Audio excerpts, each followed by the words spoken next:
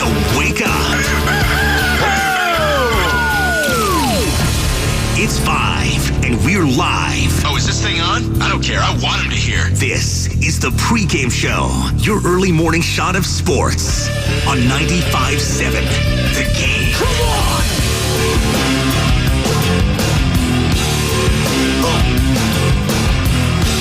I have a six-pack. It's just under the dad bod. Jonathan Flamingo. Let's throw G Sanchez in there. What up, Grandpa Goo? Oh, welcome back, baby.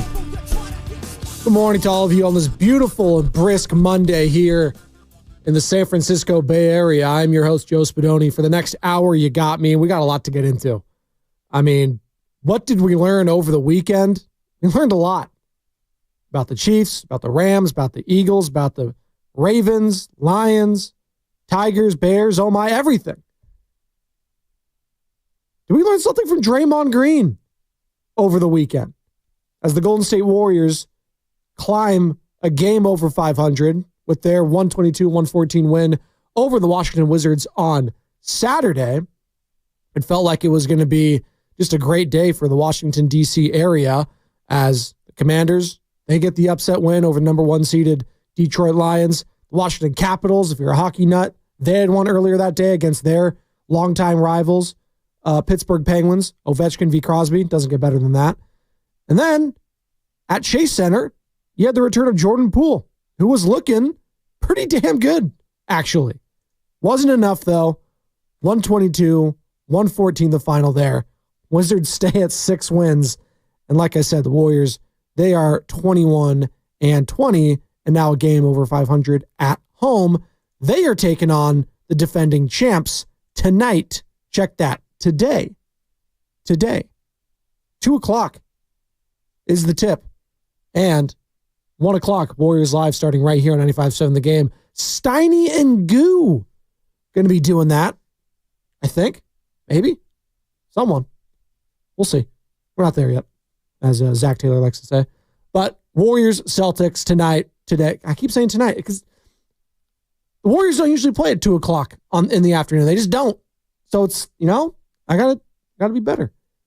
But I'm excited to see this game. Unfortunately, it doesn't look like Draymond Green is going to be a part of it. And we'll get to a little bit of what Draymond had to say on Twitter after the game in regards to one Jordan Poole. You're not going to want to miss that. Some very interesting things coming out of the game after it was all said and done.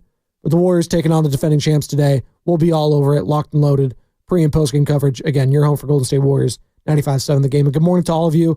Just getting off work, getting ready for work, and ready for school. If you got the day off, MLK Day, happy MLK Day to all of you. So if you're off work and you're just up early and you wanted to check out the show, hey, God love you. God bless you. You can stream us on Twitch, Twitter, and YouTube, all powered by First NorCal Credit Union. Go ahead and search 95.7 The Game and like and subscribe on any of those platforms.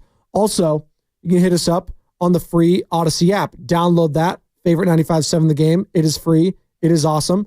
And you got thousands of other stations alongside 95.7 The Game there. If you're into the Warriors, well, you can stream us there too for all of the games. Yeah. You want to listen to the great Tim Roy? Download the Odyssey app. Listen to him right there. Did I mention it's free? It's free. All right. Let's get to these football games, shall we? Oh, my God. I love playoff football so much. I'm not going to say I love it more than my children, but it's up there. Playoff football, you got the elements, you got the snow, you got the aesthetics, you got the slipping and sliding, you got your drop balls, you got the heartbreak, you got the triumph, you got it all on display this weekend. You started off with the Chiefs and the Texans. And I don't think a lot of people gave the Texans a chance in this one. And I thought it was going to be low scoring, and it was. Only 37 total combined points. I don't know what the over-under was on this game. Maybe it was like 40, 41 and a half. But the under hit, I would assume. But just watching that game, and yes, A lot of people are going to be upset. The Texans are upset. I'm sure Will Anderson's upset. I know D'Amico Ryan's upset about the calls or the lack of calls.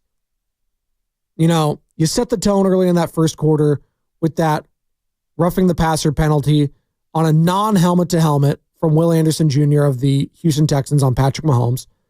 It was a third down. It would have been fourth. It would have been a possession to Houston. Instead, it extends a Kansas City drive. They ended up getting 3 points out of it, but still, it's a scoring drive. And, the Kansas City Chiefs and Patrick Mahomes in particular is the cash cow for NFL. It was the same with Brady, and it's going to be the same with Mahomes. They're going to protect these guys. They're going to protect these quarterbacks.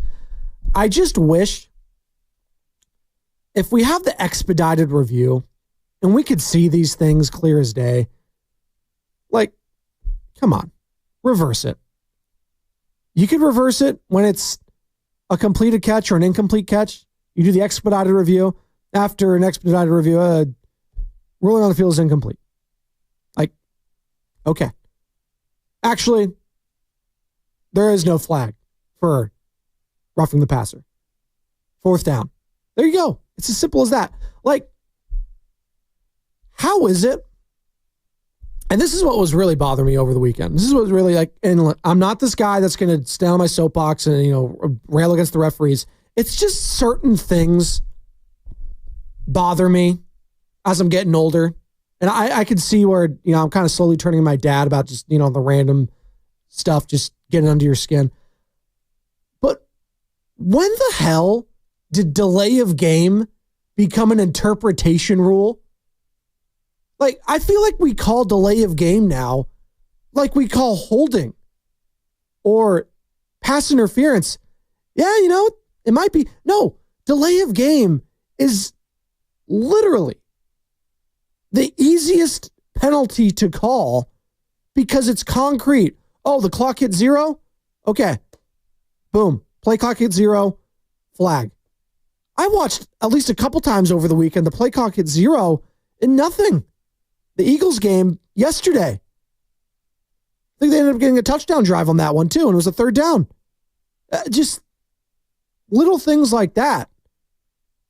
So not only are we not calling delay of game penalties when they should be called, we're grossly missing roughing the passer calls, which is 15 yards and an automatic first down. It's just, get it right. If we have this expedited review process, we should be getting things right more often than not.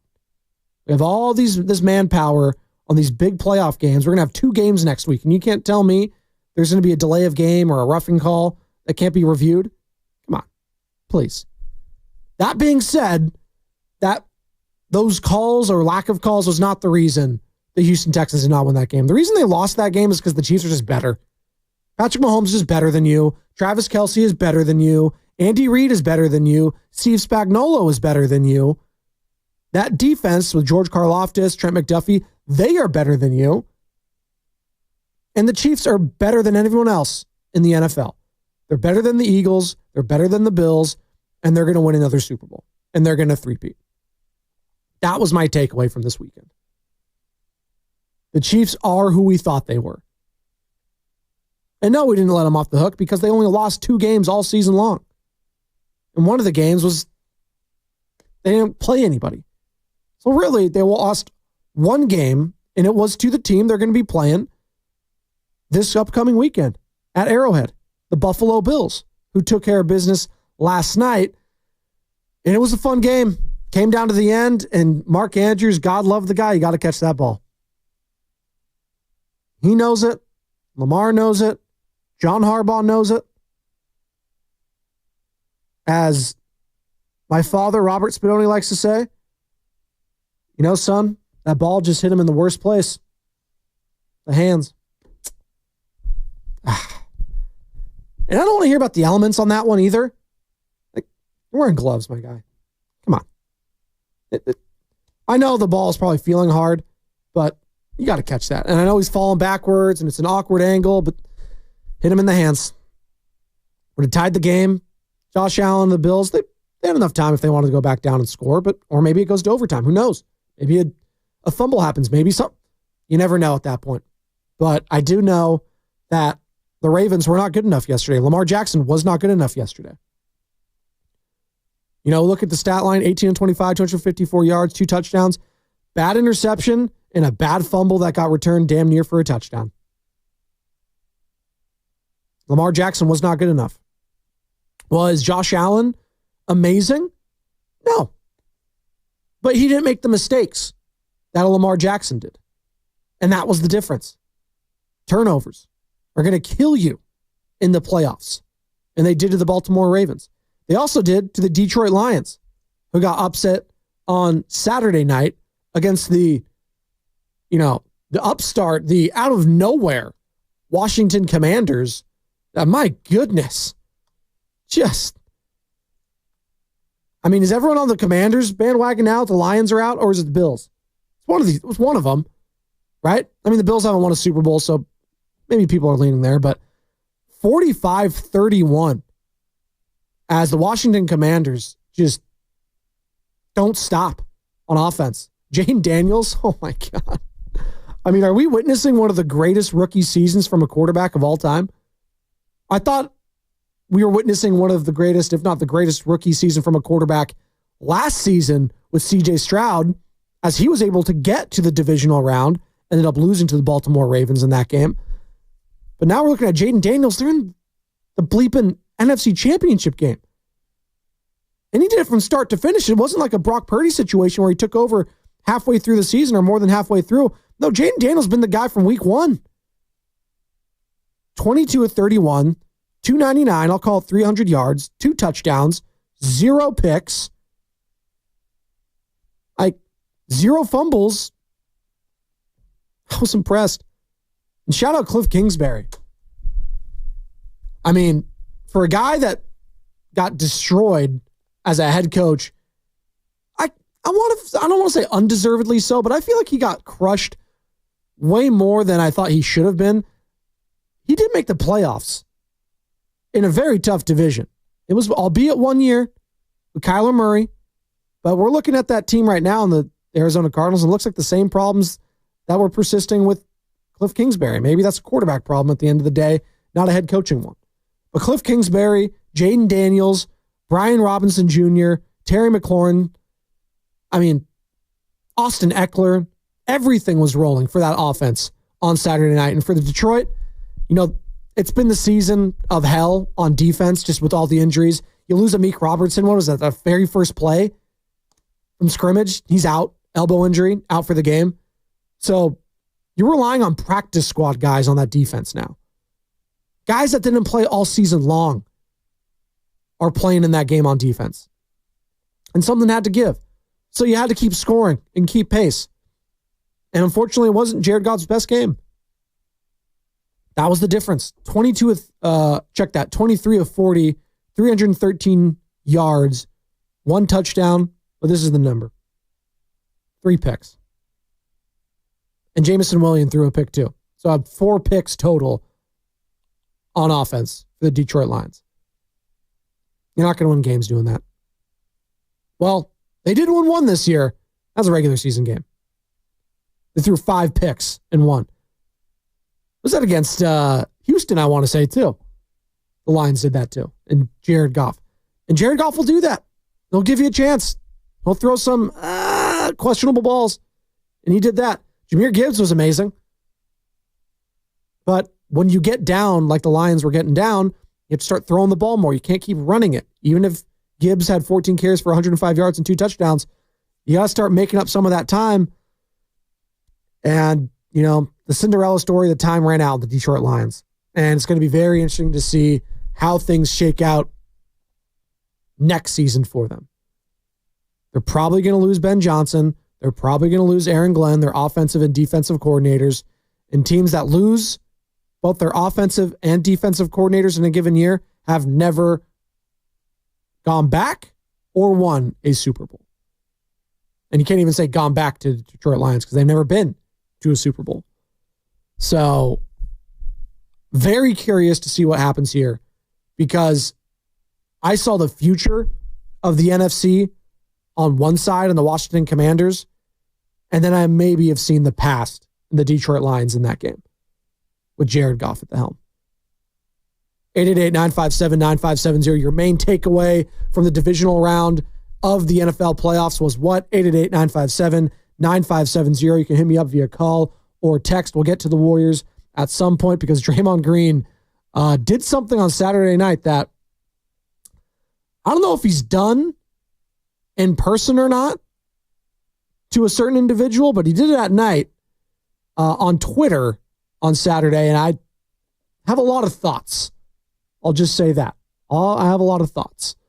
From the text line, 888-957-9570. Good morning from the 510. The Commanders this year and the Houston Texans last year. You could go from worst to first in the NFL just like that. You just need to hit on the draft and get the right ownership. Well, that's true. Now, ownership for the Houston Texans, I don't think it's shifted that crazily in the last couple of years. The McNair family owns it. But certainly that's true for the Washington Commanders. I mean, Dan Snyder owned the team for 20 plus years. And in those 20 years, Washington had 2 playoff wins. Josh Harris has owned the team now for what? 2-3 seasons, if that. They already have two playoff wins. And they look primed to go win many more with Jaden Daniels at the helm. Hell, given the state of Philadelphia, and we'll get to that game in a second too, given the state of the Philadelphia Eagles quarterback situation with Jalen Hurts' knee, I might like the Commanders to go to the freaking Super Bowl this year. Now, am I going to bet on it? Probably not. Would I be shocked if they won? No. It's a divisional game. And the way Jaden Daniels playing with that confidence, got to be sky high. Now, there's levels to this. There's levels. The Philadelphia Eagles defense, I mean, Jalen Carter, he was the MVP yesterday. I know everyone wants to say Saquon. The guy that made the winning plays in winning time, shout out HBO Max, was Jalen Carter. And we all thought for a split second there, the Philadelphia Eagles were going to somehow, some way botch that game. You know, you thought the walk-off touchdown from Saquon Barkley, he goes 70 yards, whatever it is. He houses it. 2-score lead. Oh, yeah, they're chilling. There's only, 4.5 minutes to go? All right. Rams haven't been able to move the ball all day. And then what do the Rams do? Move the ball with ease. Touchdown. Uh-oh. You know, Jake Elliott missed a couple extra points there for Philadelphia. Is that going to come back to bite him? Well, it almost did because Puka Nacua made an amazing catch. He was dropping some layups throughout the game, but makes this outrageous catch late. And then the Rams, you know, do some boneheaded things. False start, pushing them back, allows the Philadelphia Eagles to substitute on the line. They get a breather. Jalen Carter comes in, comes out. He's refreshed, makes a winning play. Night, see you later. And I turned on my radios this morning, and I was listening to a couple different stations, a couple of the national guys. And the first thing I hear is, cold weather. Let's blame the weather. You know, if this was a dome, maybe the Rams win that game, or maybe the Ravens win that game. Yeah, but it's not. It wasn't.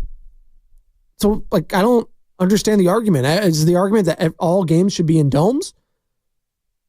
All Super Bowls basically are, because that's what we want.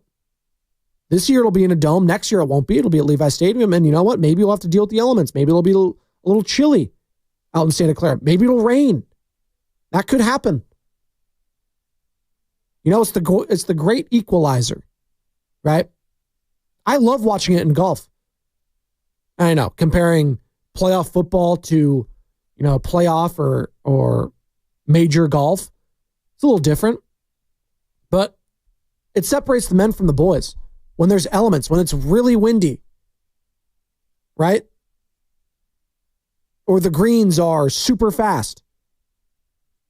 It separates the men from the boys. That's why Tiger Woods is so amazing, why Jack Nicklaus is so amazing, why Phil Mickelson, the guys that have won so many majors, Koepka, Spieth, etc. On those given days, they were mentally stronger.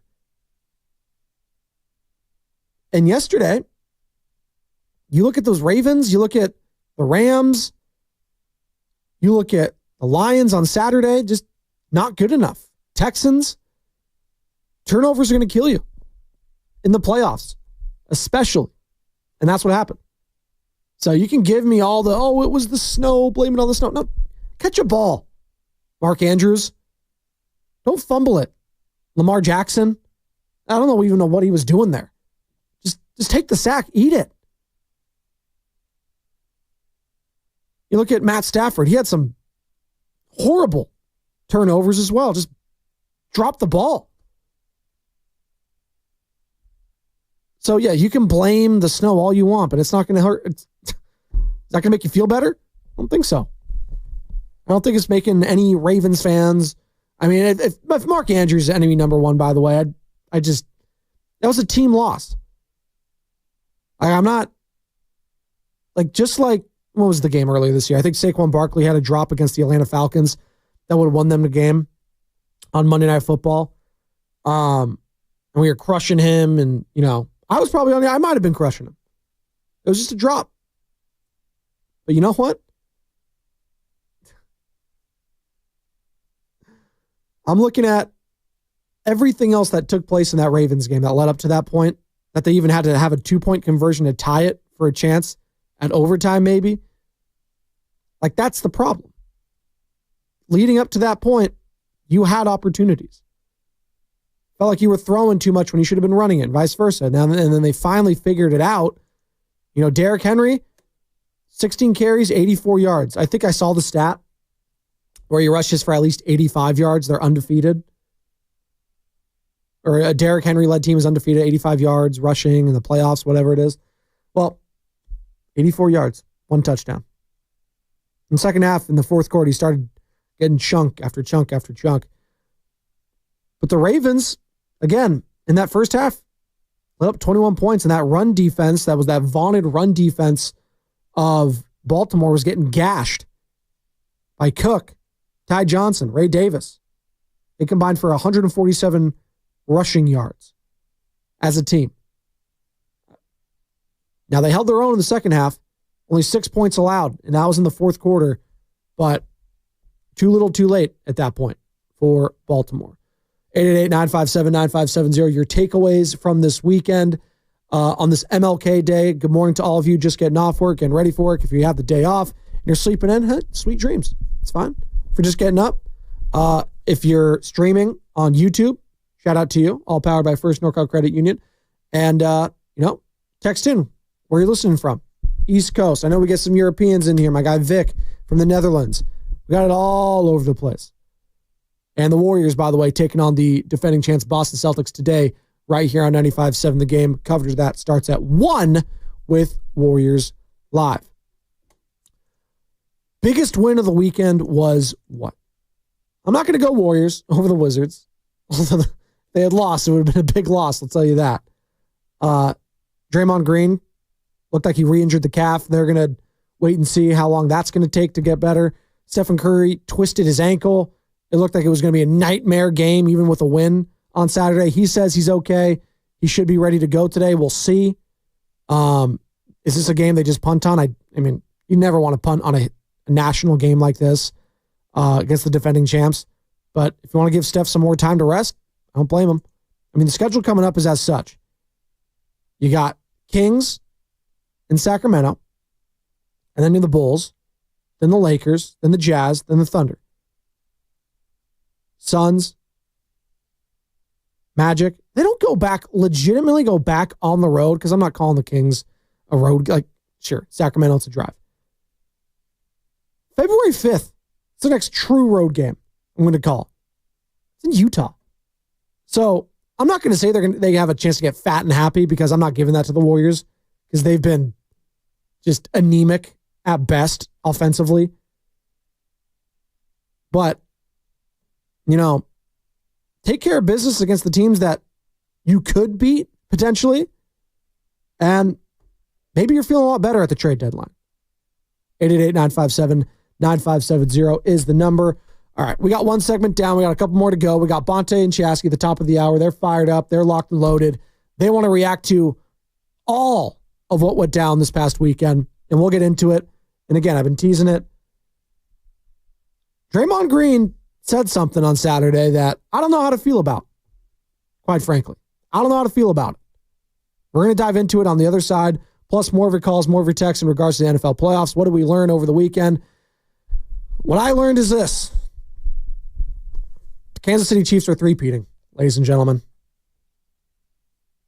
I don't know how to feel about it. On one hand, I'm witnessing maybe the greatest team ever. On the other hand, it makes me sick to my stomach because they're just so damn good at times. And on top of that, they get the calls too, which if you're Houston Texans fans, I get it. You're pissed off.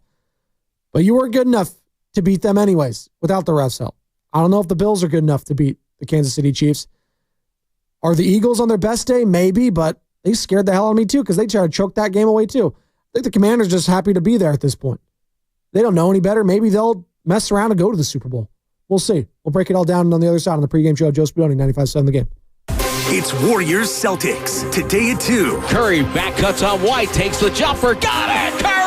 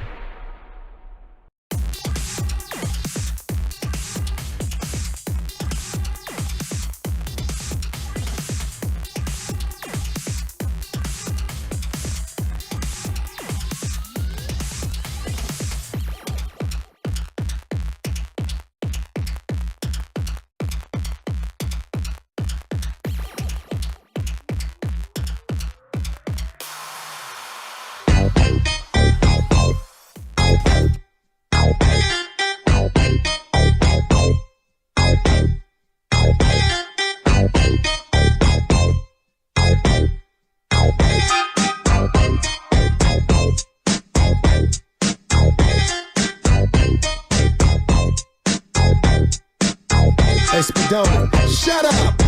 Move on, Joe.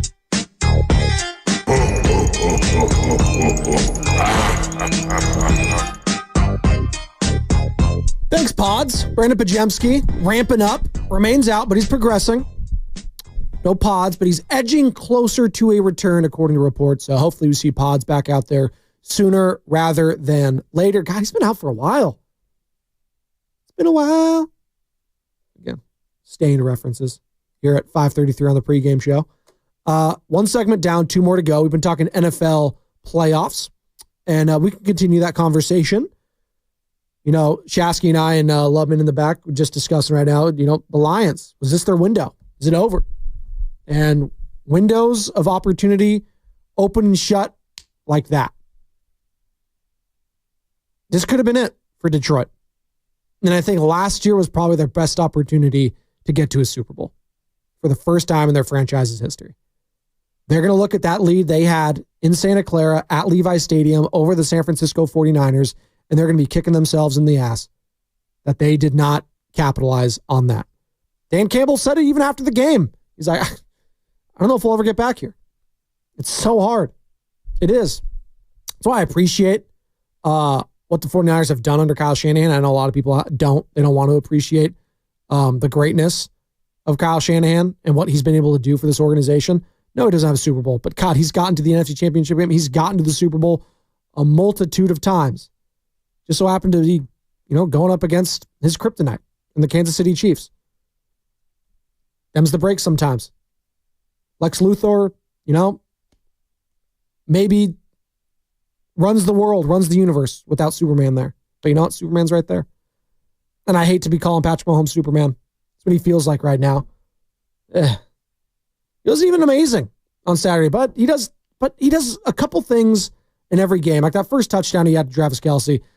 He's just fall like how? His legs are out beneath him, but it's just all upper body strength, upper torque, just fires it in. He's incredible. He is. Like, I want to hate the guy because he's just that good, but you can't. You got to respect it. You do. But going back to the windows opening and closing for the Lions, yeah, you're going to lose both your offensive and defensive coordinators, Ben Johnson and Aaron Glenn. Where do they go from here? I don't know. Dan Campbell's kind of that CEO type of coach. He doesn't call the offense. He doesn't call the defense. Do they have, a line of succession built into that organization? Kind of like what the Niners had when Robert Saleh left, DeMeco Ryans took over. But then DeMeco Ryans was really good. He got a head coaching job. And then we found out it's actually very hard to fill that role. And they're still trying to fill it. So we'll see. And by the way, I think there was a defensive coordinator hire over the weekend. Jeff Ulbrich, interim head coach of the New York Jets this past year. He is going to be the defensive coordinator for Hotlanta and the Falcons. So we'll see with the San Francisco 49ers what's going to happen. But did I see that correctly, that Nick Sorensen might get the special teams job? So he wasn't good enough to be the defensive coordinator, but he's good enough to be the special teams coach. Maybe he's better suited to be that, I guess. That just feels odd to me. I'm going to demote you, and then is that a lateral move? Would you rather just be an assistant coach? Because special teams has just been a mess under Kyle Shanahan. It's been an absolute mess, and that feels like it's going to be the scapegoat until they get the right coordinator and fix that spot in that phase of the game. It just feels like that's been the Achilles heel for Kyle Shanahan and the Shanahan 49ers. All right. I've been teasing it. Let's shift to basketball just real quick, and we'll get back into football on the other side. I just wanted to mention this right quick. Jordan Poole plays for the Washington Wizards, won a championship with the Golden State Warriors, has a lot of love for a lot of people still with Golden State whenever he comes back here. And, you saw the pregame, chatter, him yucking it up with some of the assistant coach, some of the players, him and Gary Payton, having a little fun on the court together with Gary Payton, untying Jordan Poole's shoe. He was actually approached by the ref and talked about it after the game. He told you something. He may be lying. How you know he's not lying? Why would I do that? See, he's funny. He's saying, oh, he's lying. So, buddy, right? And Jordan Poole shows a lot of love for a lot of people in that organization. And he was quoted after the game saying, quote, I love those guys over there. I love most of those guys over there. End quote. And that was Jordan Poole on his former Warriors teammates. Thank you, Mark Spears, for that tweet. Now, under said tweet, you get a response. At Money23Green. Oh, that's actually Draymond Green. That's his handle. And what does it say? Quote, I really am sorry. End quote.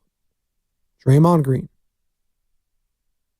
Responding to a tweet of a quote of his former player that he punched in the face. I really am sorry. God, it's got like, how many likes is that thing? Like 60,000? It's got a lot of likes on it. I'm not liking it.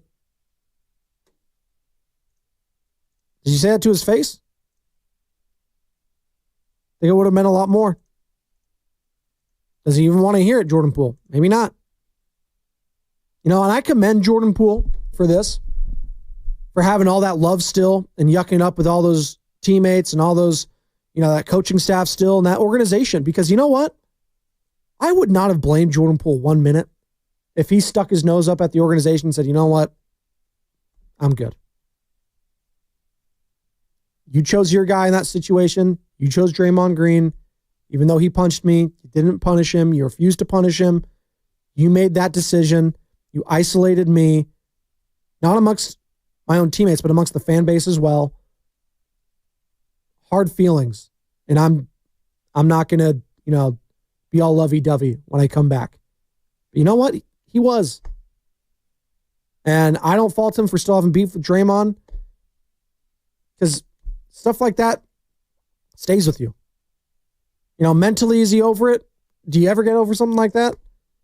Again, it was how it was handled. I do believe had the Warriors handled that at least slightly different, you know, suspending Draymond a few games and saying we're not going to tolerate that, and Jordan Poole is a valued member of this organization, and, you know, he's going to be here for a long time, and, you know, this is something that they're going to have to, you know, figure out, and we got to make an example of Draymond Green that we don't tolerate this behavior. So they could have done that, but instead, what do they do? Oh, you know, Draymond, you're going to miss the ring ceremony. I think that'll be punishment enough. Come on. Really? Jimmy Butler got suspended from the Miami Heat for how many games? 7? Because he said he was checked out on the team. Not that he physically assaulted any of his teammates. He just said, yeah, I'm not having fun here anymore. They suspended him for 7 games. Come on. Yes, it's not apples to apples, but you get what I'm saying here. So for him to reply in that tweet in that moment saying, I really am sorry, it's very hollow. Comes very hollow to me. Shout out Kevin Bacon and Hollow, man. All right, we're up against it. 2 seconds down, 1 more to go. If you have thoughts on what Draymond Green had to say there, how do you feel about that? Draymond Green saying, I really am sorry to Jordan Poole. Not to him in person, but on Twitter. Comes across as hollow to me. What say you? 888-957-9570. We'll put a bow on this conversation on the NFL playoffs and hand it off to Bonte Hill and Joe Shasky on the other side on 95.7 The Game. Where can you kick off the new year with big savings on gig speed? Only with Xfinity, now through January 30th.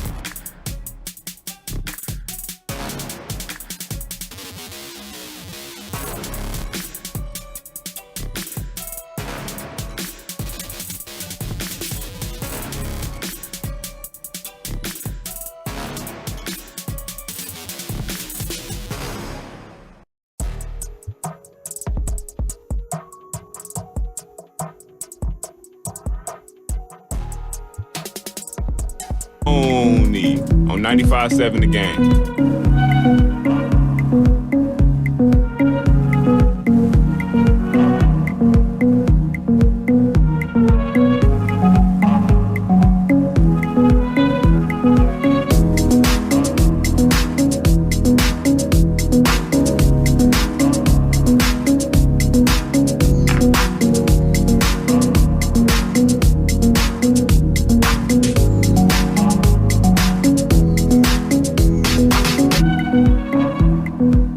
Thank you, Moses. You know, I made a Moody reference over the weekend in the chat. I was like, Jake Elliott's doing his best Jake Moody impression. Oh, does that mean? That is something I am concerned about if I'm an Eagles fan today, is the status of my kicker. I am not feeling great about that. And that's a big deal. Because you know what? You're going to have to make some PATs. You're going to have to make some big kicks. And is there anything more deflating? Shout out to Deflategate and Tom Brady. Is there anything more deflating than a long drive and you 6 points, you're feeling great, and then just a missed PAT? It just looks so gross on the board. 6 points opposed to 7. You don't feel good about it. Then you're chasing that point. Then he missed another one. Then the Rams, who were left for dead, great game, by the way, all of a sudden come back out of nowhere, Puka Nacua with the catch of the playoffs, and then they wet the bed. The Rams lose. Eagles win, and they're going to be hosting their division rival, the Washington Commanders, this Sunday, and I can't wait. What's the line on these games? It's the DraftKings. Oh, by the way, wait, we got national championship tonight? We got Ohio State, Notre Dame?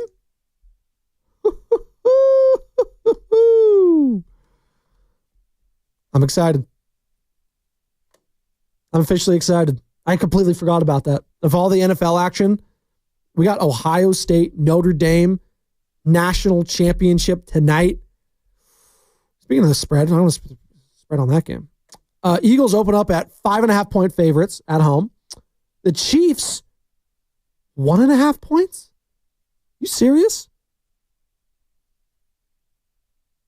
I'm actually kind of surprised by that. 1.5 points at home. So if this was a neutral site, the Bills would be favored in this game. I don't know about that.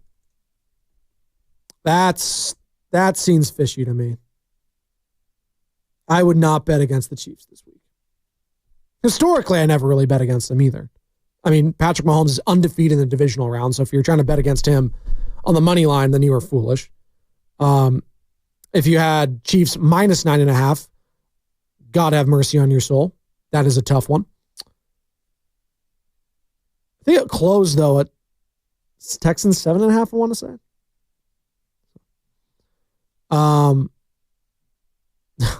Plus 7.5, excuse me. Sorry. Not sure about that one. It is the later game, Bills Chiefs, so they'll know who the opponent is if they win, whether it's going to be the Commanders or Eagles. And the status of Jalen Hurts' knee is going to be a big question mark this week in Philadelphia. How is that knee?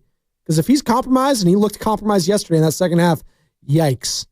That changes a lot of things on what Philly could do. Although, when he got Saquon Barkley in the backfield, just in that offensive line and there, everything's working, just feed him.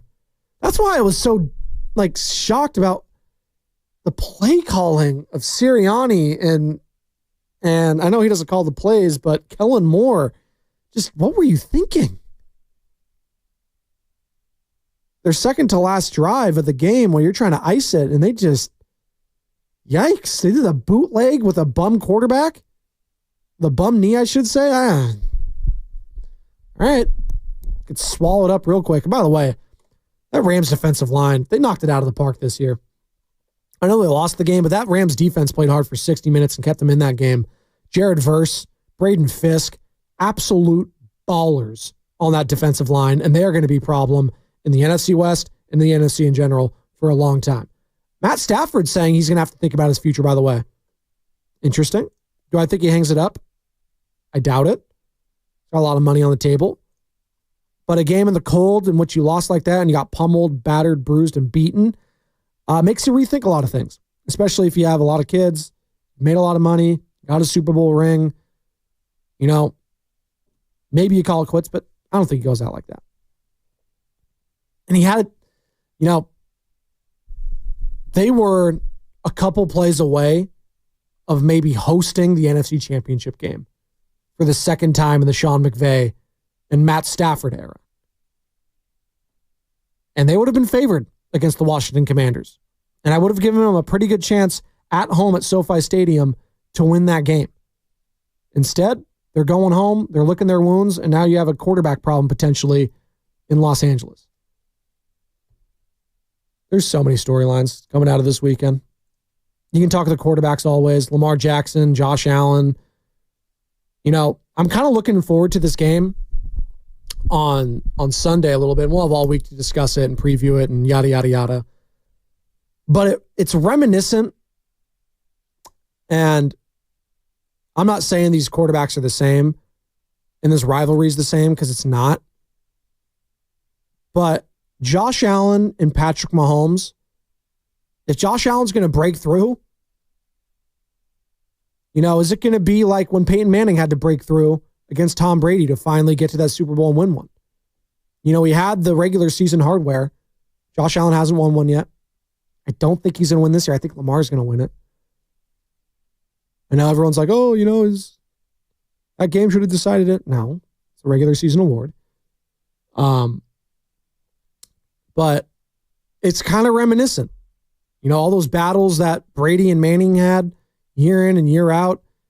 And the Chiefs, similarly to the Patriots then, just finding ways to win, no matter what. Shout out DJ Khaled.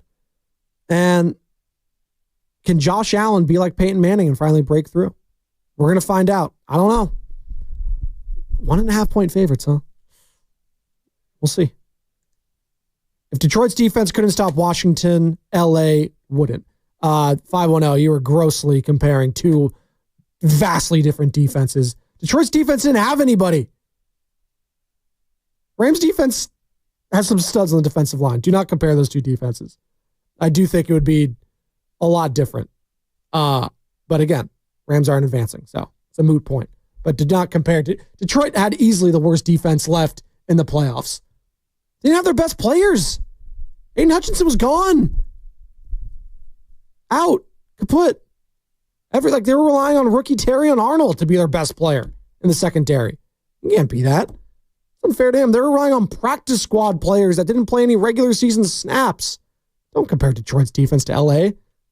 That's a flag on you. That's the penalty box, 510. I'm mad at that take. God. I do think, though, this window for the Detroit Lions, it might have slammed shut yesterday. And I like Dan Campbell. I like it. I like the guy. I like his story. I like his shtick. I like it. I think, it's turning back into a pumpkin now, though, the whole story. And his most difficult task is not the quarterback. It's going to be finding the coordinators, specifically the offensive coordinator, to go with the quarterback, because we've seen how important that is. Just look at the Bears and the Commanders. One took Caleb Williams, one took Jaden Daniels. One of the teams hired Shane Waldron. Who is Shane Waldron? Well, he's on a milk carton because he got fired halfway through the season. He was their OC.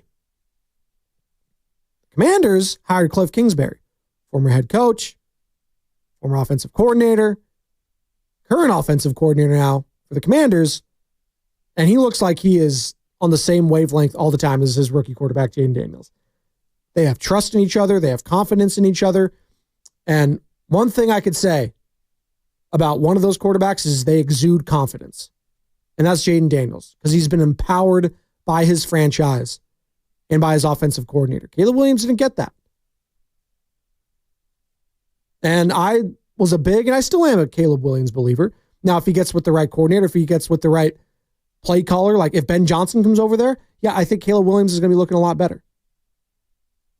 But maybe, just maybe, Jaden Daniels is a better quarterback. It's possible. But it's always about situations, right? Like, we wanted to crush the Stafford and Jared Goff deal when it happened because, Stafford ends up winning his first season with the Rams, wins the Super Bowl. It's a fairy tale. And then, Goff is struggling. They go on a run last year. They beat Stafford and the Rams in that first round. They get to the NFC Championship game. They come so close to getting to the Super Bowl. It's just like, oh, you know what? Maybe the deal is good for both sides. One team has a Super Bowl, the other one doesn't. That's really going to be the end-all, be-all at the end of the day. And, Jared Goff might go down as one of the best quarterbacks, which is kind of crazy to say. Best quarterbacks in the history of the Detroit Lions, just given his accolades. But I don't think he's going to have that hardware. But the bar, again, was so low in Detroit. Him just getting to the NFC Championship game and having that moment, we'll never forget that. And then them chanting Jared Goff as they beat the Rams last year in the playoffs. And Matt Stafford, the former quarterback in Detroit, he'll always have that moment. But I am very much skeptical on the future of the Detroit Lions. Commanders, though. I can't get over that. Last 2 seasons, you got C.J. Stroud and the Houston Texans, worst to first, go to the divisional round. And then this season, you got Jaden Daniels and the Commanders, not worst to first, but worst to playoffs. And they're a game away from the Super Bowl. It's incredible. I got to give Dan Quinn some credit too, man. Dan Quinn, the backwards hat, everything. He's firing all cylinders. They're figuring it out. And, that's a guy that's been to a Super Bowl, had a 28-3 lead. We know Shanahan gets all the blame, unlike Dan Quinn. But he's been there before. And maybe he'll go back. We'll see. All right, we're up against it. I got to go. I got to hand it off to Bonte and Joe Shasky. They're coming up next. They got Jermaine Wiggins, former tight end for the New England Patriots, current host at WEEI in Boston. And they got a lot to get into. Divisional round, Boston Celtics, Golden State Warriors. They play today right here on 95.7 The Game. Coverage of that starts at 1 with Warriors Live. And then 2 o'clock is the tip with your voice of the Golden State Warriors, Tim Roy. Have a good day, everybody. You're listening to 95.7 The Game, KGMZ FM in HD1 San Francisco on Odyssey Sports Station. Always live on the free Odyssey app, Twitch, and YouTube.